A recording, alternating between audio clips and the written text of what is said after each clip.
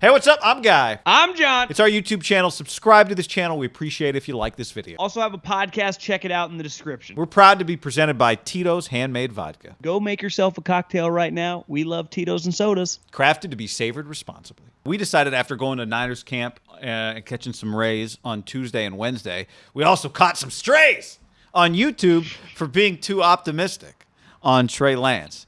And so we went through the YouTube comments, John, and let's just, I'm going to rattle through like 5 criticisms of our Trey Lance excitement, compliments, reviews, whatever you want to call it. And then we can react kind of, we'll give people a chance to respond here. So here we go. Here's a few. This is from John on YouTube. He says, I'm no expert, but isn't it a bit premature to say they nailed the pick when he hasn't played a game yet? And then 20M Franklin said, yeah, media just got to be the first to say it. Next comment came from DJ Chris Diesel. He said, after 1 practice, and then somebody said, after 6. And then DJ Chris Diesel said, they haven't seen all 6. And somebody else said, yeah, but they're watching the press coverage. Then next comment, this is from Danny O. He said, it's practice, just that. Let's see when the real games start. Not practice, not preseason. I've seen players struggle in the real games when they start. They shine in practice when the lights are on. Then the real games, they start looking bad. William said, you guys ever going to talk about Jimmy? Last I checked, he's having a great camp as well. I get the excitement, but I think we're overhyping practice a bit too damn much. With what were the 2 players supposed to say? Every question is about how Trey is doing. A couple more.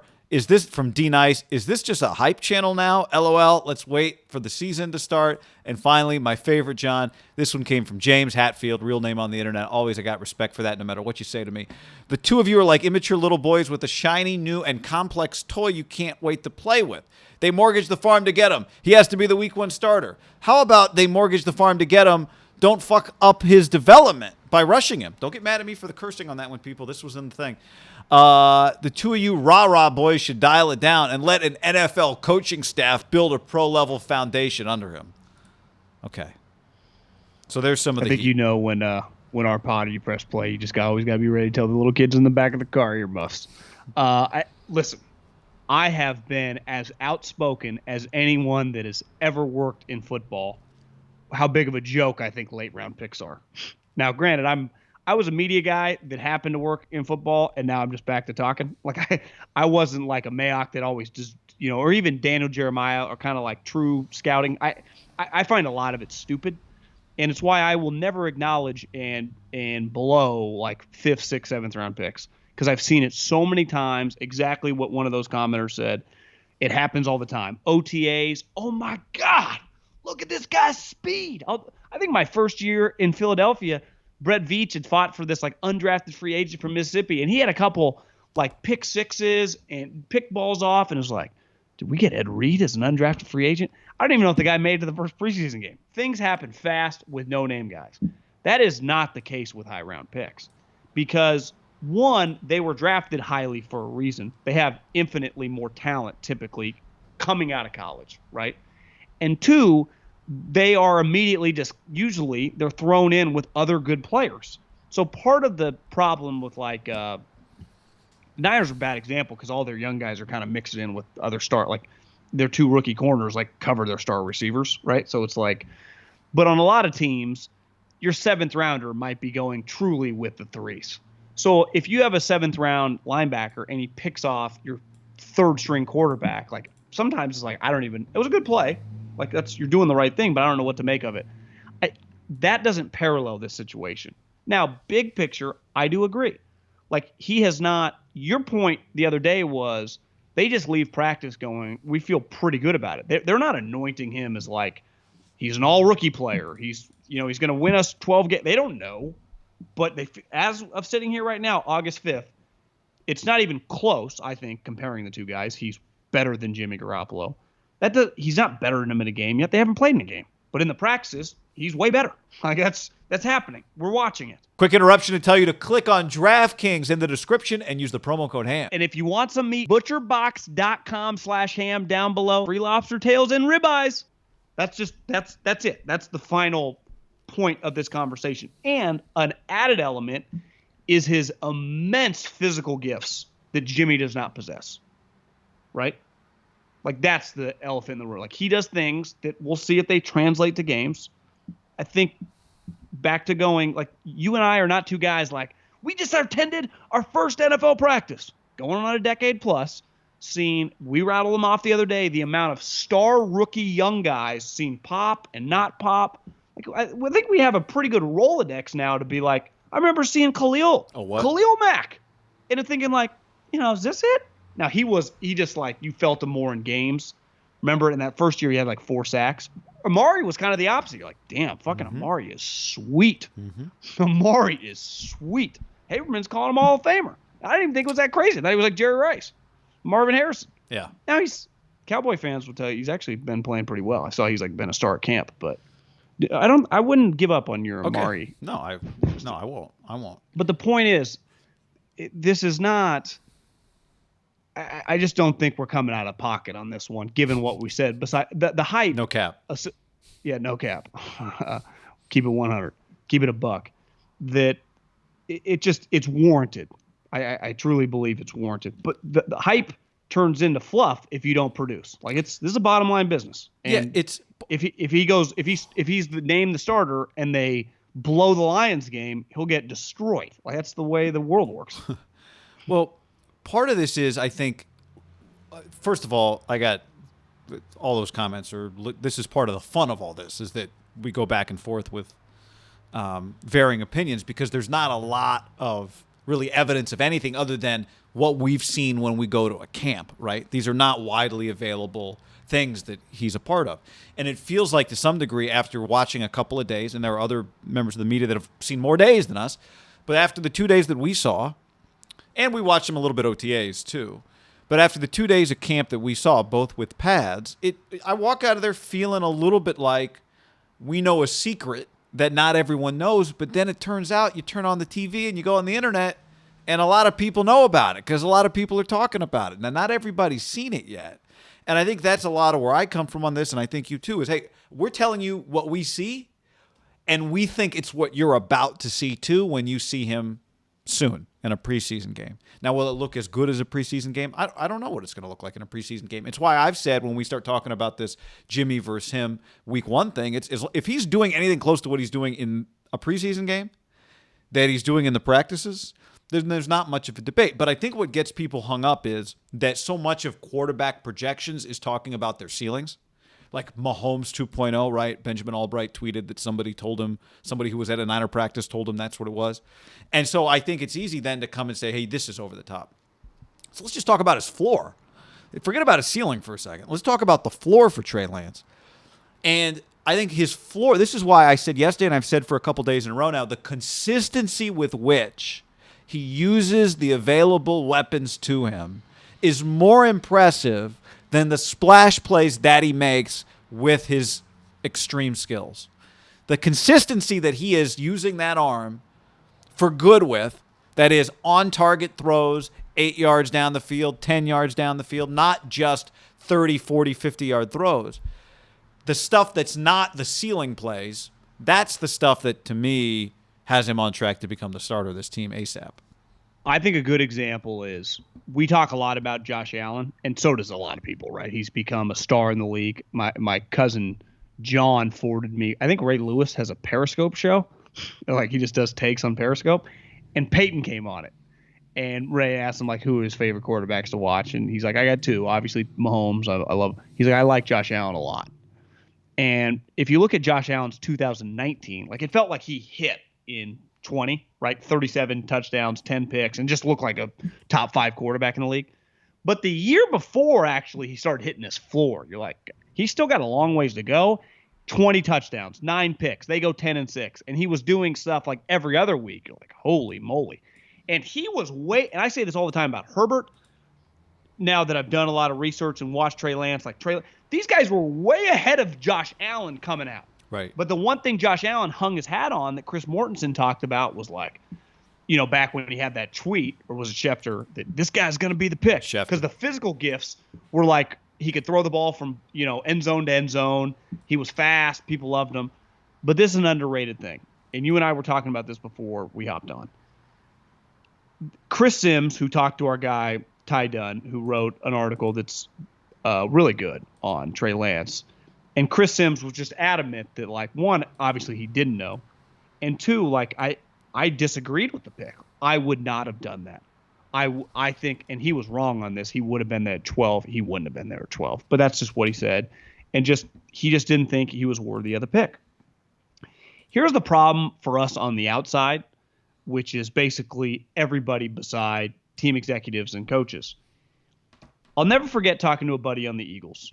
And I didn't quite, Devontae Smith made me nervous because he was so skinny. I was like, how's a guy at 165 going to be, now he was fantastic at Alabama, going to kick ass.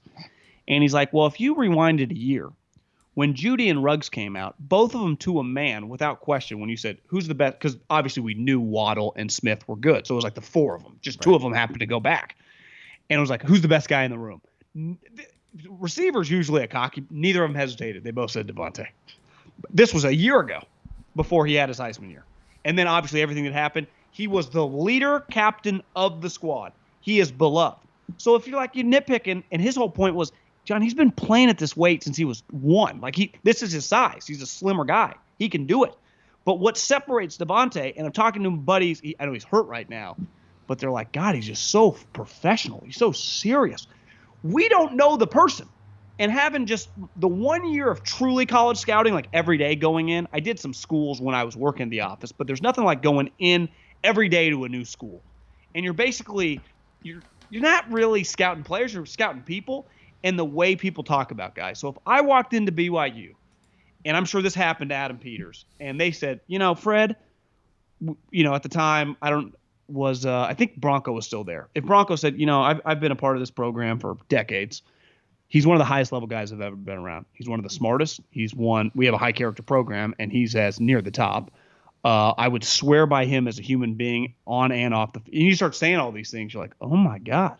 And that is consistently separated players in the NFL. How just if you have the physical attributes, like the Chiefs tweeted something today, and the headline was like, it's an Andy Reid training camp. And the opening kind of video was Travis Kelce was like, a rookie looked at me after the first day in pads. He's like, we got 3 more days of this. And because one of the things is, even in this day and age, Andy still runs a very physical training camp. And Travis kind of smiled. And I was thinking about Travis and George Kittle. And they're both, it's weird because tight ends are like skill guys, but really they're kind of not. Especially George, more of a blocker than Travis. But they're just, you got to be a tough guy, right? You're still getting tackled going over the middle. Those guys are football junkies. Like the way Travis, I think sometimes Travis is a little viewed, and George kind of is too, but like partier, kind of out there. Those guys, their 2 coaches, Andy and Kyle, I mean, swear by those 2 individuals, right? And obviously they have great physical attributes. One guy, 3rd rounder, the other guy's a 5th. But why Travis has gone on to be a Hall of Famer, why George, I think, aspires to be one, it's a lot of guys have great physical attributes in the league. The fucking way they're wired, if everyone would have known that, like everyone knew their physical attributes when they were coming out. They all ran at the combine. Both of them. George ran like a 4.48 or 4.50 at his pro day. But it was like the Iowa kind of crushed him. Like, yeah, I don't know how into it. Like Iowa didn't give him a glaring review. Well, it turns out he has been one of the Niners stalwarts. As we go to practice, you just feel like he doesn't get as many reps because they hold him back from himself. But when he gets a rep, I don't know what 110% is, but wouldn't you call George Kittle a 110% guy? Like just the way he approaches some random rep against some random linebacker. Yep.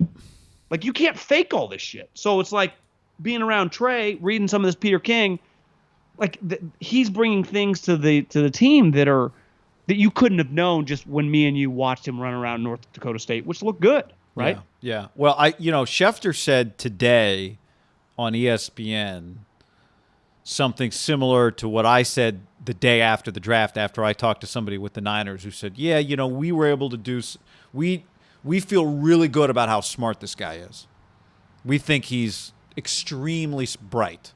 And Schefter kind of alluded to it today too. Like, yeah, they had a really good idea of the guy they were drafting. Not just like, oh, we think he's a solid dude. But like that he was really bright. And, I think part of this you go back to – an expectation that he's going to pick up the offense quickly based on his history with it. I don't know if you saw any of Mike McDaniel yesterday make a comment. I just watch it now because I just love it. Dude, he's so good. Yeah. He's different than a lot of other coaches too. Like his delivery, I enjoy his press conferences. He's so different than any other coach. He doesn't. I don't know. I've ever heard of just a person who talks with like the cadence that he speaks with. It's unique. But he opened it with like a special teams joke. Did you hear that? Yeah, I don't think I did. I heard him say something about practice and like how every practice you could always nitpick there's always going to be screw ups in practice. Then I think the next question was like Trey was already correcting people or whatever. Yeah, that was the point I was going to make, is that he knows the offense well enough that he's already correcting people. And we did a video yesterday about DJ Jones's comments and the anonymous 49ers veteran that spoke to Ty Dunn in that article you mentioned about Trey Lance and how complimentary they were. Those aren't the only two people saying complimentary things. Go watch Mike McDaniel. Go watch D'Amico Ryan's talk yesterday. They're saying very, very, very complimentary things about him. So, what we do is we go and we collect what our eyeballs see, and we tell you what we think is about to happen. And this is what we think is about to happen. So when I said the other day, and some of those comments came from my point that I believe the Niners, based on watching Trey to this point, nailed the pick. I'm not saying, yes, they got the future quarterback for the next 15 years. I'm saying as much information as they could have right now to this point, this is exactly what it's supposed to look like or better. And like you said 10 years. I think we've been going to college football practices longer. The new guy usually doesn't look like Trey Lance. The young guy usually doesn't perform the way Trey Lance has been performing in the practices we've seen. And to the point about Jimmy's having a great camp too. I said this yesterday, and I'll say it again. I don't think this is about Jimmy anymore. This is about, can Trey Lance handle what a live NFL game in the preseason is going to be? Because if he can handle that, that's all you need. Because all the stuff they do to this point, he's right there, or if not better. There's a major separation in talent. So if it somewhat translates to the game, Jimmy's, like you said, it's not about Jimmy. Just about once upon a time, a lot of these quarterback battles where young guys overtake them historically, or even in the season, like it was so clear. I was thinking about this today. Anthony Lynn last year, when Tyrod gets poked, even after Justin Herbert's first game, let's say Tyrod remember he wasn't even eligible to come back for several weeks. If it had just been like a 2-day poke, right? The poke happened, then it was ready, and he was ready. Anthony Lynn would have put him back in for week 3. He would have been the starting quarterback. Yeah. So it's like a lot of times coaches, and I think even one thing Chris Sims said to Ty Dunn is he didn't think if Kyle thinks he's better, like Chris was like, I think he'll start Trey. Like I don't think Jimmy's I do too. walk. Yeah. I don't think Kyle's going to just defer to Jimmy. Like I think people are afraid he's going to, and I think people are afraid of that based on the way Kyle talks. My prediction, because I've been doing this long enough to think, like, I have a hard time just seeing him shit the bed out when the bull. I think he's going to be good in preseason games. That depends on who he's playing with, but I think Trey Lance is going to be the week 1 starter.